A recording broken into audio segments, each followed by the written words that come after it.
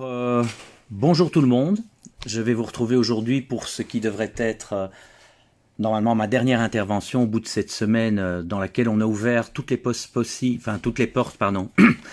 possibles concernant le dossier du petit lit. Donc le 29, c'est-à-dire vendredi, ce qui veut dire qu'aujourd'hui nous sommes le jour -2, la décision sera prise donc à Anvers par le juge de paix en fonction de l'attitude de l'AFSCA, des revendications de l'AFSCA et de l'attitude du ministre, de tuer ou de ne pas tuer le petit chaton-lit.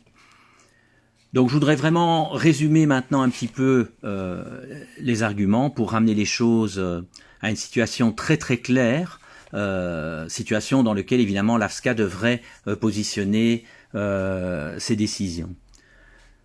Tout d'abord, il y a eu une période au Pérou. Donc au Pérou, ce petit chaton est arrivé dans un 4-cup à partir du 10 février.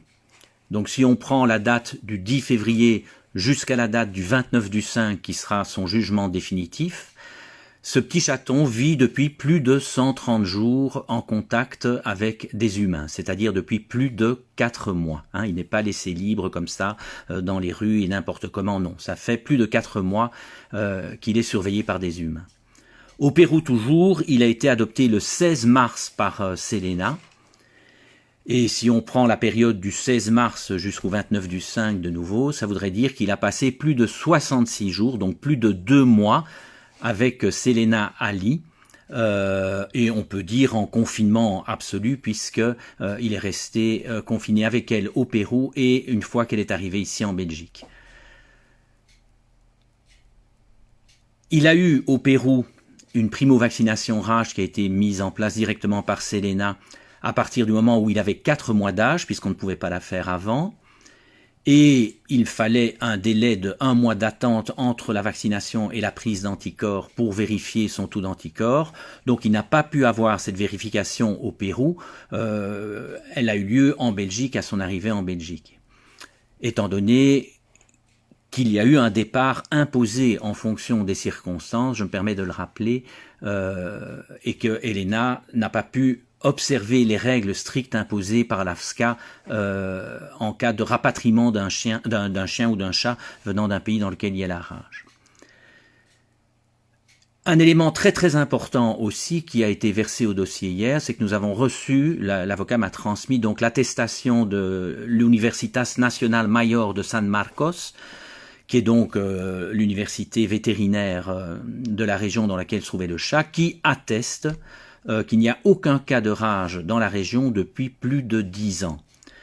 Ne pas en tenir compte reviendrait à accepter que le Pérou ou n'importe quel autre pays refuse et n'accepte plus les attestations faites par les autorités belges, notamment par l'AFSCA, selon lesquelles il n'y a pas de cas de rage en Belgique depuis 2001. Donc il n'y a aucun cas de rage depuis plus de 10 ans dans la région où ce petit chaton vivait.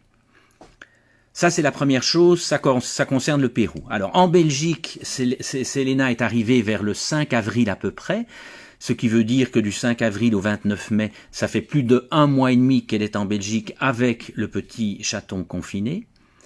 Le 28 du 4, 1 mois après la date du vaccin, elle a fait le contrôle d'anticorps et ce contrôle a montré qu'il avait un taux 20 fois supérieur au taux protecteur.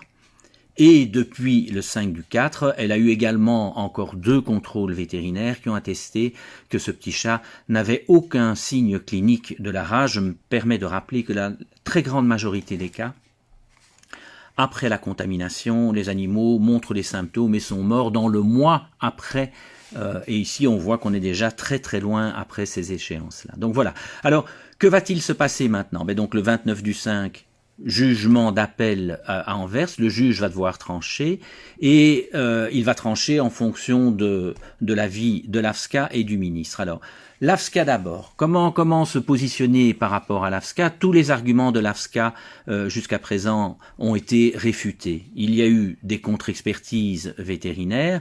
Le seul avis qu'on pourrait garder encore un tout petit peu en tête par rapport à ça, c'est toute la discussion qu'ils ont lancée, mais qui pour moi est beaucoup plus destinée à faire peur aux gens quant aux difficultés de diagnostic. C'est une maladie pas facile à diagnostiquer et dans lequel il y a des cas exceptionnels qui sortent du cadre. Ce n'est pas un argument, parce que si les cas exceptionnels sortent du cadre, qu'il y ait eu un confinement de 3 mois au Pérou ou qu'il y ait un confinement de 3 mois en Belgique, s'il sort du cadre, il sort du cadre. Ça ne changera rien.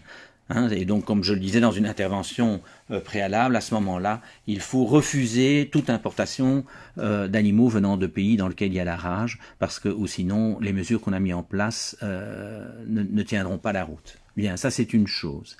Alors l'AFSCA, soit l'AFSCA garde une position aussi rigide et un bras de force, mais à ce moment-là, ce n'est pas pour protéger la population belge, c'est garder l'image d'une association qui n'a pas vraiment beaucoup de considération pour le vivant en tant que tel et qui veut asseoir son principe d'autorité. Au-delà de l'AFSCA maintenant, il y a le ministre Ly. Si le ministre du Carme, donc si le ministre du Carme s'aligne définitivement sur la décision de l'AFSCA, il pourrait garder malheureusement l'image du ministre qui a tué Ly. D'un autre côté, je pense que s'il exerce son mandat avec intelligence et avec cœur, il doit être capable de prendre du recul par rapport à son administration et au vu des éléments qui lui ont été donnés, des éléments neufs qui ont été versés au dossier, personnellement je suis persuadé que Monsieur Ducarme verra vraiment qu'il n'y a aucune raison de prendre des mesures aussi extrêmes et qu'il pourra à ce moment-là demander à son administration éventuellement de prolonger une quarantaine, de mettre les mesures nécessaires ou que l'AFSCA juge nécessaires pour ça, mais en tout cas de ne pas appuyer cette administration. Alors voilà, maintenant nous sommes dans un monde de tous les possibles, c'est pas nous qui déciderons, restons ouverts, restons en pensée avec tout ça, ayons des pensées positives pour Ly, pour l'AFSCA et pour notre ministre, et espérons vraiment qu'il sorte de ça le meilleur et que ce petit chaton puisse passer 20 ans de vie heureuse avec une maîtresse heureuse et dans une Belgique, qui sait, heureuse également. Voilà.